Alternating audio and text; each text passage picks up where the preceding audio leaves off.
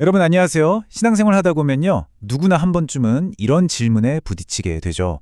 이건 대체 어떻게 이해해야 하지 싶은 어쩌면 믿음의 근간을 흔들 수도 있는 그런 아주 근본적인 질문이요. 오늘 바로 그 하나님의 딜레마에 대해 한번 이야기 나눠보려고 합니다. 바로 이겁니다. 하나님은 아담과 하와가 죄를 지을 걸 알고 계셨을까? 정말 궁금하지 않으세요? 이 질문에 우리가 어떻게 답하느냐에 따라서 하나님을 바라보는 우리의 관점 자체가 완전히 달라질 수 있거든요. 자, 한번 제대로 파고 들어가 봅시다. 자, 이 질문에 네, 아셨어요? 혹은 아니요, 모르셨어요? 이렇게 간단하게 답할 수 있으면 참 좋을 텐데요. 그렇지가 않아요. 사실 이 문제의 핵심은요. 어찌 보면 서로 모순되는 것처럼 보이는 두 가지 진실을 동시에 이해하는 데 있습니다. 이 둘 중 하나라도 놓치면 그림이 완전히 왜곡될 수 있거든요. 자, 바로 이겁니다. 이 두 가지 개념. 왼쪽을 보면 하나님은 아셨다. 그렇죠. 전지전능하시니까 아담과 하와가 무슨 선택을 할지 당연히 알고 계셨겠죠. 그런데 오른쪽을 보면 하나님은 강요하지 않으셨다. 이게 중요해요. 그 선택을 하도록 등을 떠미시진 않았다는 거죠. 아니, 어떻게 이게 둘 다 가능할까요? 이게 바로 하나님의 예지와 인간의 자유의지가 만나는 지점입니다.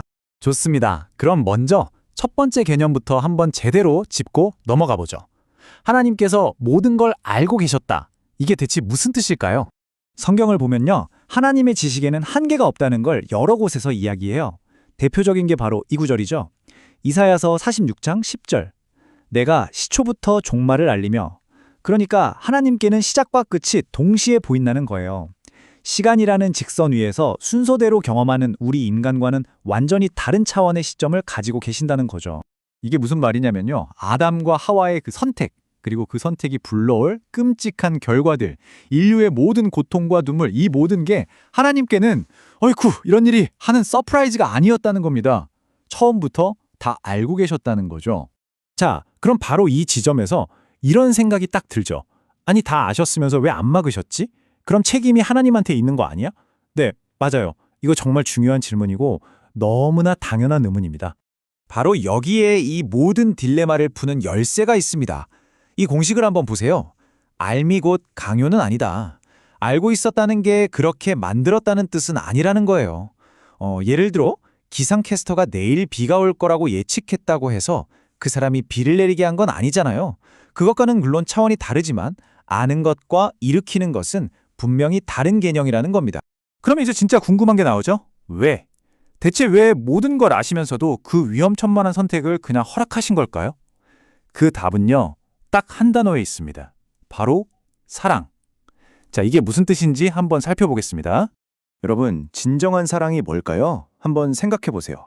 만약 상대방이 나를 거절할 수 있는 선택권 자체가 없다면 그 관계를 사랑이라고 부를 수 있을까요? 그건 그냥 잘 만들어진 로봇의 복종 아닐까요? 하나님께서 원하셨던 건 그런 프로그램된 존재가 아니었어요. 자유로운 의지로 자신을 선택하고 사랑할 수 있는 그런 인격적인 관계를 원하셨던 거죠.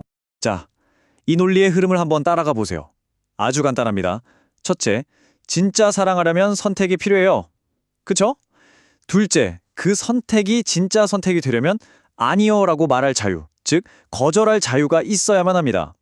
그래서 셋째, 하나님은 진정한 사랑이라는 덕운 가치를 위해서 인간에게 거절당할 수 있는 그 엄청난 위험을 기꺼이 감수하신 겁니다. 자, 지금까지는 왜 하나님께서 죄를 허용하셨는지에 대해 이야기했다면요. 이제부터는 훨씬 더 중요한 이야기로 넘어가 보겠습니다. 인간의 실패라는 문제가 아니라 그 문제에 대한 하나님의 놀라운 대응에 대해서 말이죠. 이 부분이 정말 소름 돋는 지점인데요. 보세요. 하나님의 계획은 인간의 선택으로 망가진 게 아니었어요. 오히려 그분의 더 크고 위대한 계획은 바로 그 실패 지점에서부터 본격적으로 시작되었다고 할 수 있습니다. 그 증거가 어디 있냐고요?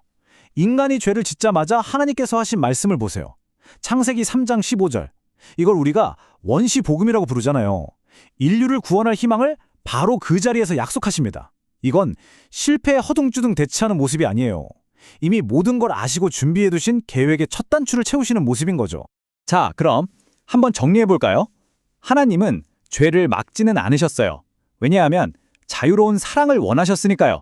하지만 그 죄가 만들어낼 모든 비극과 고통을 삼키고도 남을 만큼 훨씬 더 큰 은혜를 미리 준비해 두셨습니다. 그리고 마침내 그 구원의 길을 우리에게 보여주신 거죠. 자, 이제 거의 다 왔습니다. 이 모든 퍼즐 조각들을 맞춰놓고 보니까 우리가 처음에 던졌던 질문이 어쩌면 잘못된 질문이었을 수도 있겠다는 생각이 들지 않으세요? 우리가 던져야 할 진짜 질문은 뭘까요? 우리는 보통 이렇게 묻죠. 하나님, 왜 안 막으셨어요? 이게 왼쪽의 질문입니다. 하지만 오늘 우리가 나눈 이야기를 다 이해하고 나면 질문이 이렇게 바뀌어야 해요. 하나님 그 모든 걸 다 아셨으면서 대체 왜 저희를 포기하지 않으세요? 이게 진짜 질문입니다. 그러니까요, 이 모든 이야기는 하나님의 실패나 실수를 다루는 게 아니에요. 이건 우리의 배신과 실패를 다 아시면서도 그 모든 고통을 끌어안기로 작정하신 하나님의 사랑의 뎁이 얼마나 깊고 넓은지에 대한 이야기입니다. 오늘 나눈 이 긴 이야기를 딱 한 문장으로 요약하면 바로 이겁니다. 하나님은 우리의 죄를 미리 아셨습니다. 하지만 그럼에도 불구하고 우리를 향한 사랑을 포기하지 않으셨습니다. 마지막으로 이 질문을 여러분께 던지면서 마무리하고 싶습니다. 만약 아담과 하와의 타락 이야기가 하나님의 계획이 실패한 비극의 시작이 아니라 십자가를 향한 위대한 구출 작전의 첫 장이었다면 어떨까요? 우리는 이 이야기를 그리고 우리의 삶을 어떻게 다시 보게 될까요? 한번 깊이 생각해 보시면 좋겠습니다.